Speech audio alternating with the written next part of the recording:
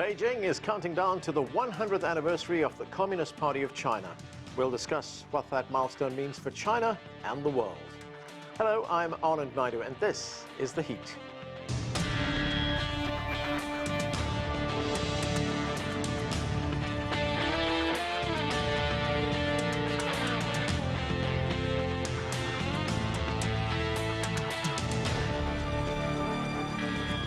Next week, the Communist Party of China will mark 100 years since it was founded in Shanghai.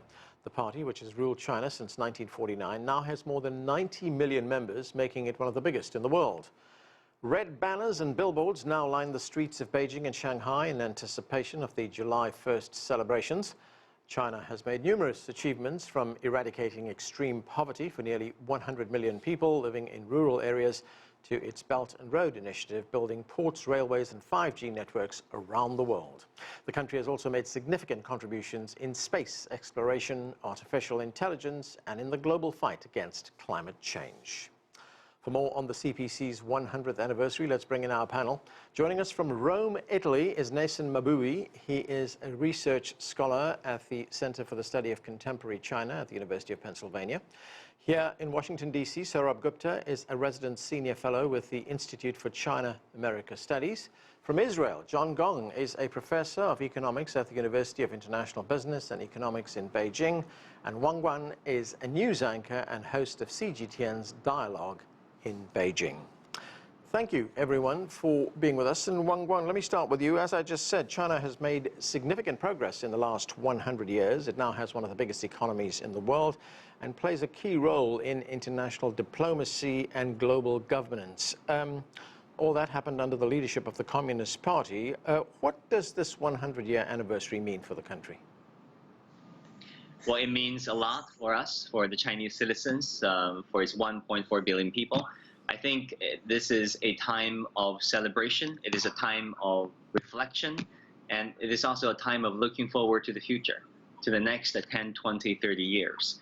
Because to be honest with you, Anand, many Chinese, or I would say most Chinese, are more concerned about the superior governance, whether or not the government can deliver for the vast majority of its people, than the form of government, whether or not it is a Western-defined democracy.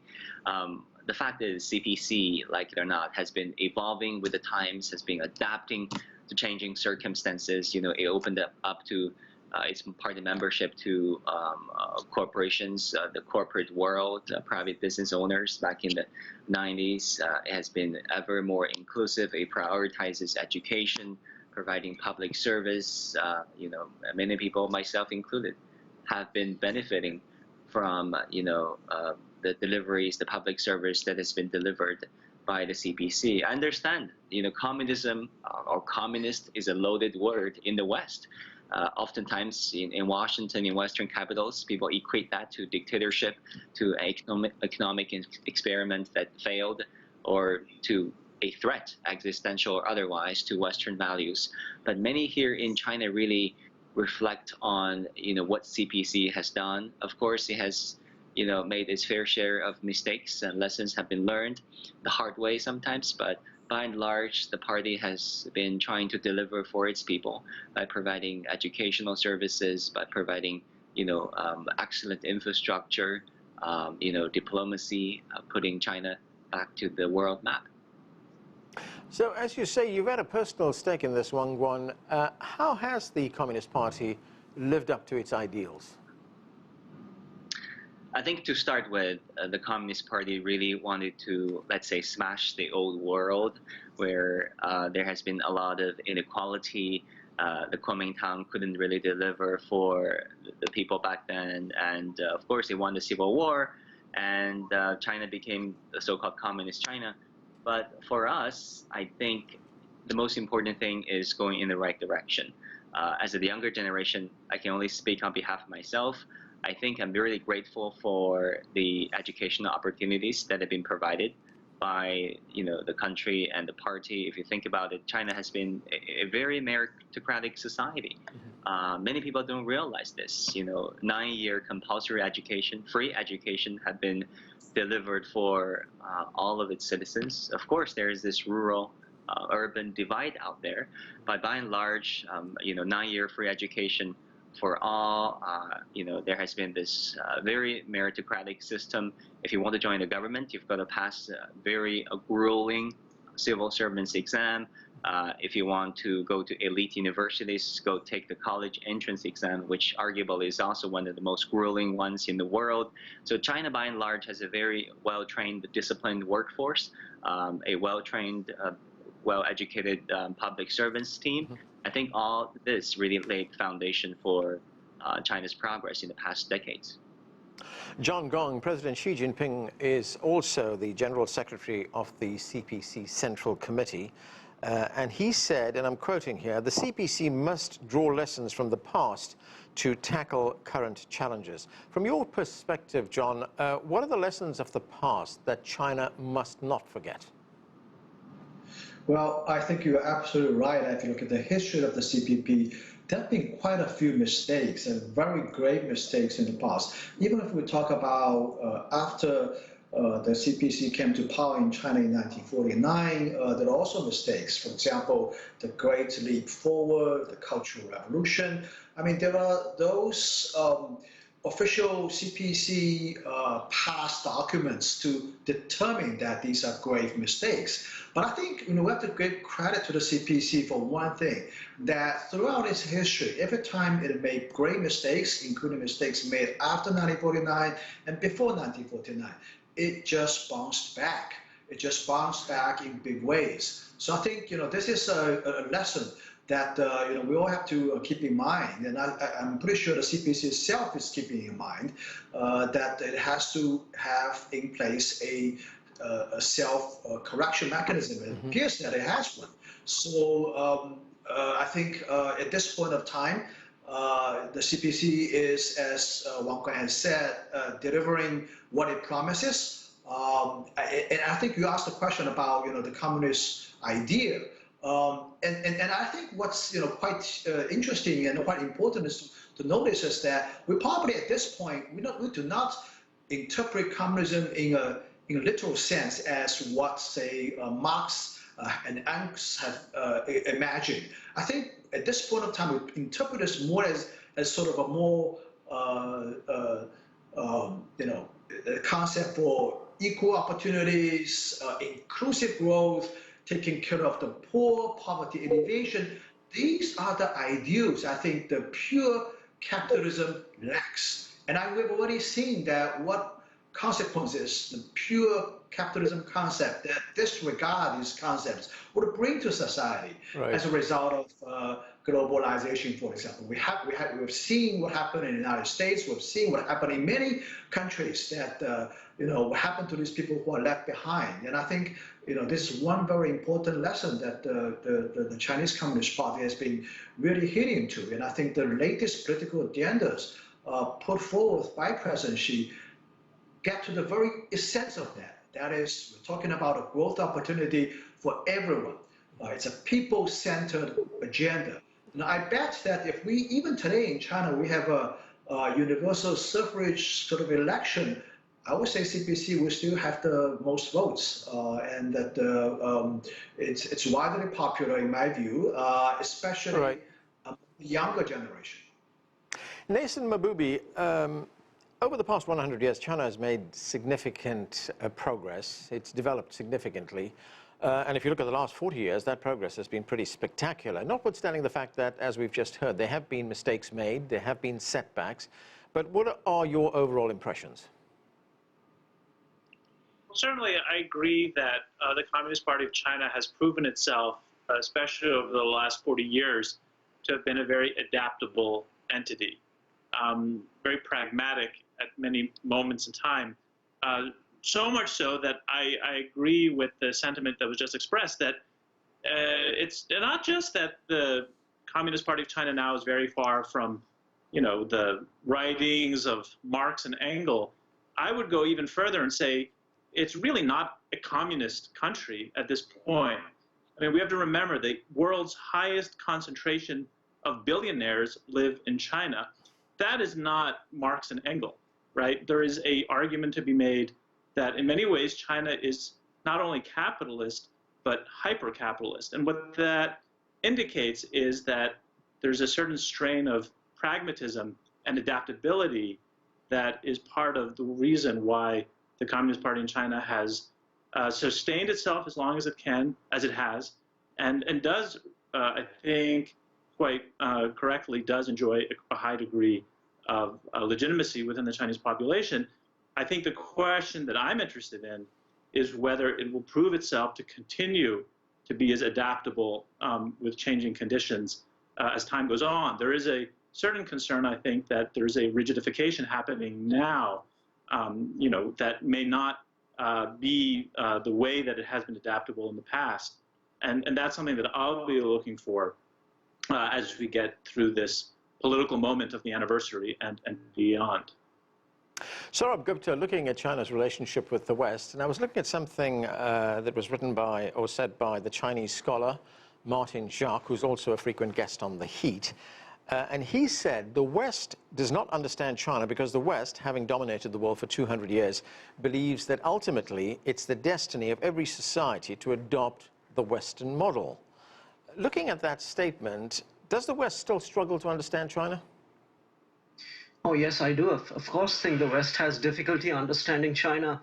And frankly, if the West understood China better, we might not have had the Communist Party as the victor in the Civil War. You know, remember, the West and other forces were actually backing Chiang Kai-shek and hoping to make China into a modern, prosperous society. And they projected their own lessons of how China ought to be as a modern society. And those were not the drivers on which China and the Chinese people wanted to become independent and be a driver to become independent, frankly. And so I don't think the West really grasped it, even though for much of this time it had very good intentions towards China. But you can't just project yourself and on such a huge nation with such a brilliant civilization. And China, at the end of the day, did it its way. And it's when we are having this conversation, we must be looking back, frankly, to that period prior to China's liberation, when there was this great wish to be united, independent, modern, and prosperous. And it just wasn't easy to do. And the great contribution of the Communist Party was to find that mechanism, the mechanics, to unify the people under a banner to take it to that point when China could become independent. Gandhi did that to India through pacifism. Mao did it in a different way because of the circumstances in which China was at that point of time. It wasn't an easy country to take power in. And that was the greatness of the Communist Party, to be able to create this central, consolidated authority at the heart of Asia, which frankly through millennia has been the greatest factor for peace and prosperity in Asia. And I'm hoping, and we've already seen some of that along with America's contribution to the security of Asia and the prosperity of Asia. And I hope the US and China can work together rather than at cross purposes with each other, so that this peace and prosperity can be taken forward for another 100 years. Wang Guan, among the many accomplishments, China has lifted nearly 100 million people out of extreme poverty. That is no mean achievement by itself, but given the volatile nature of the world these days and the fact that situations are very dynamic, how does it consolidate that kind of success and move forward? You know, recently I took a trip to Guizhou province that used to be one of the poorest provinces and municipalities anywhere in China.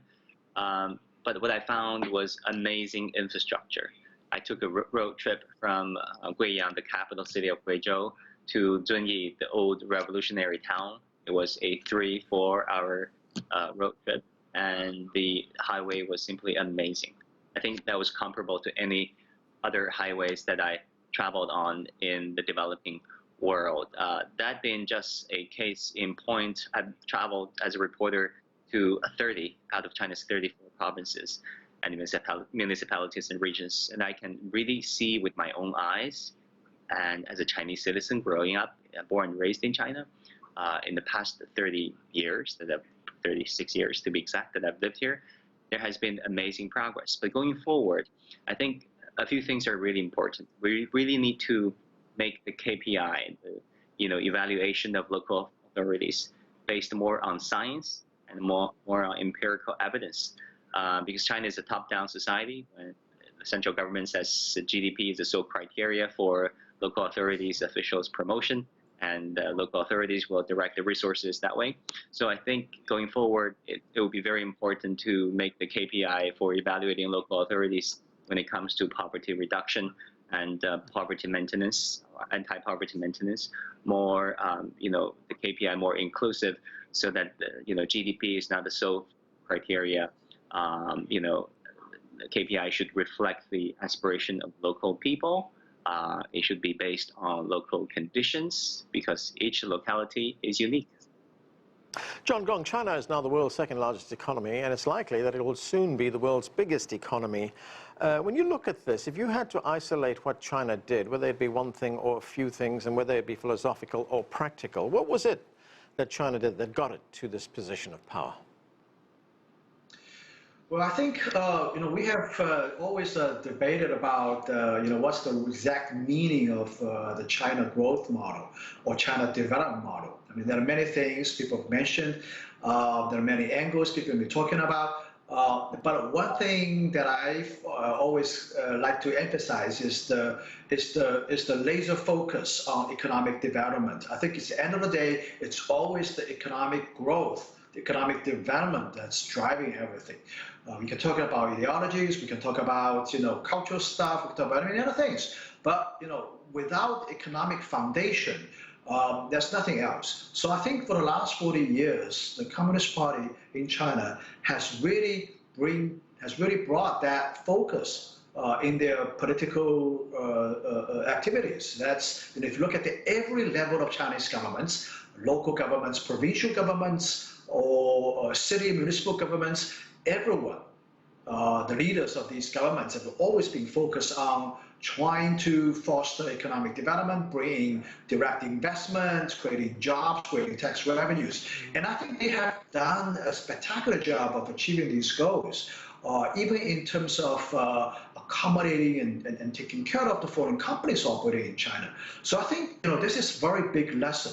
I know in many countries there have always been big debates about politics, about political agendas and all that. But I think behind all of this, ultimately it's the economic development that really counts. I mean, there's a reason that China's GDP per capita has risen to above $10,000, and that's not easy. That's a lot of work.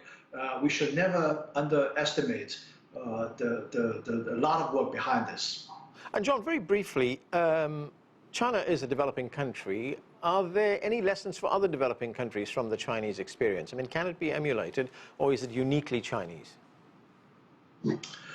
Well, first of all, I think we'll be very careful about preaching the Chinese-ness and also promoting the China model. But I guess it's okay if we just share with people's experiences. I think one quite important lesson is that that also our government likes to talk about is that the importance of incorporating the unique local circumstances when you talk about a development model.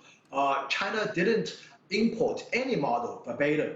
China developed its own model. We've been doing things in a very pragmatic way. We've always do something small initially. I think the importance of experimenting things. A great leader, Deng Xiaoping, once had a very famous saying, "Cross the river by touching the stones." What it means is that you do something experimental. When it works, and then you introduce to the mass market. So I think a very good lesson here is that to be practical, to be pragmatic, do experiments, and focus on economic development. I think these are the most important lessons out of the China development model. Neysun Mahboubi, China's signature foreign policy outreach is the Belt and Road Initiative. It has benefited something like 140 countries, where we see, as I said at the beginning, that China's financed and built roads, railways, power plants, and 5G networks. Most Western countries have refrained from being part of this initiative. I think Italy is one of the exceptions. But could that change in time?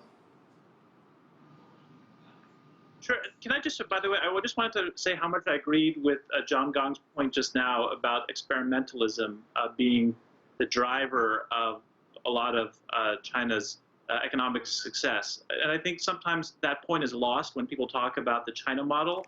I think oftentimes the China model is portrayed as being centralized, top-down, reliant on these big subsidies. But the reality of why China has developed economically so well is much more coming from the bottom up, freeing up local energies, being experimental. And I hope that as we reach this milestone of the anniversary, that lesson, that history is not only appreciated, but maybe even promoted for the future. And that, I think, has been a part of the success of, to your question, the Belt and Road Initiative.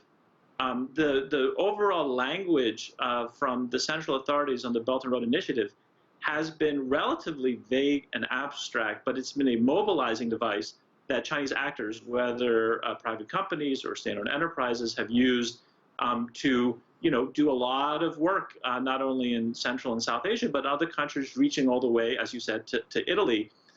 And I think it's going to be very interesting as we go forward, as we now see that President Xi Jinping has said that the Belt and Road model can move now in a direction of a higher quality projects.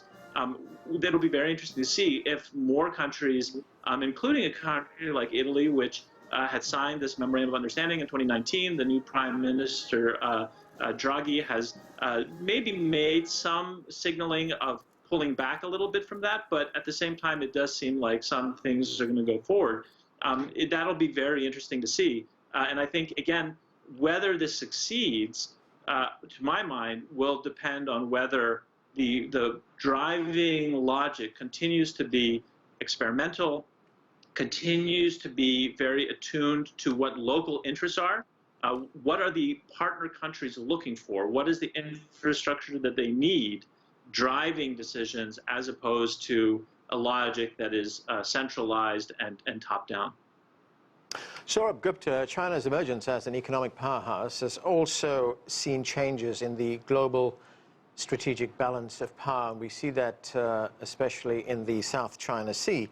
There's a big focus there. In fact, just last week, the United States aircraft carrier group, led by the USS Ronald Reagan, entered that region on what the United States says was a, quote, routine mission. But there is the potential here for tensions to escalate. How do you see this being resolved as we move forward?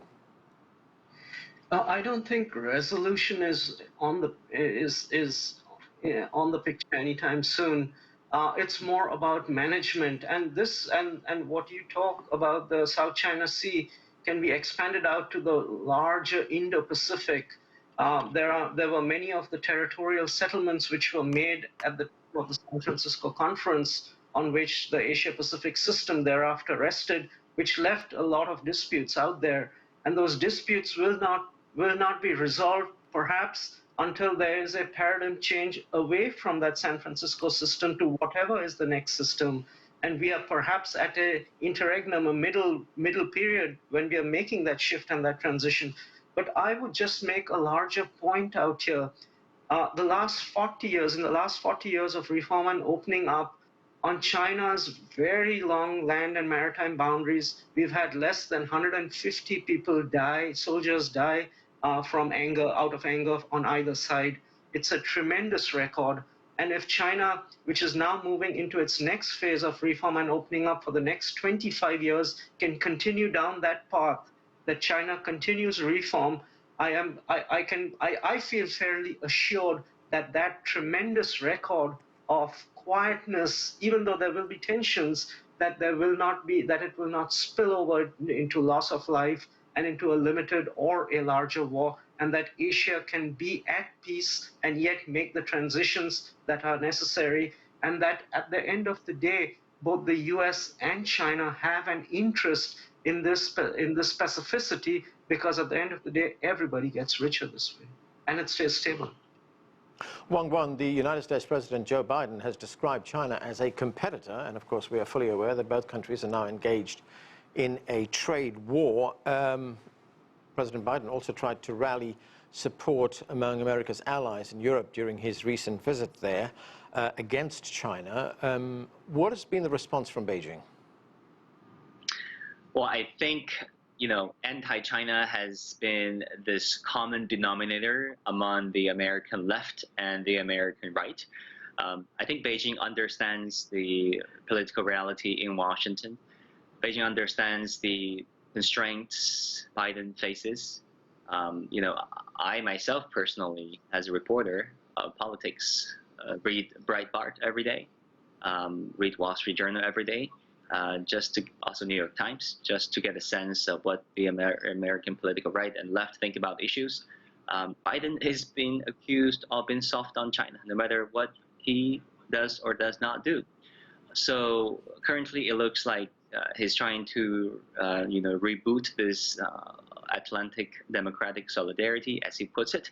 But Beijing has been making it very clear that it wants a constructive, forward-looking, and mutually beneficial relationship that is based on the principle of non-conflict and no confrontation and no conflict. I think there has been this interesting mentality in Washington that says there can be no near-peer competitor of the U.S. China achieving 80% of America's GDP is considered a threat, sometimes even an existential threat to America. We understand the lessons of the Cold War. Washington declared Soviet Union the existential threat, real or perceived, and then that led to decades of strife, of human sufferings. Beijing certainly does not want history to repeat itself. Neysun, Mahboubi, China has championed the cause of multilateralism and globalization. What are your expectations for Chinese global leadership in the future? Well, I think it'll connect to how successful the Biden administration is in recruiting,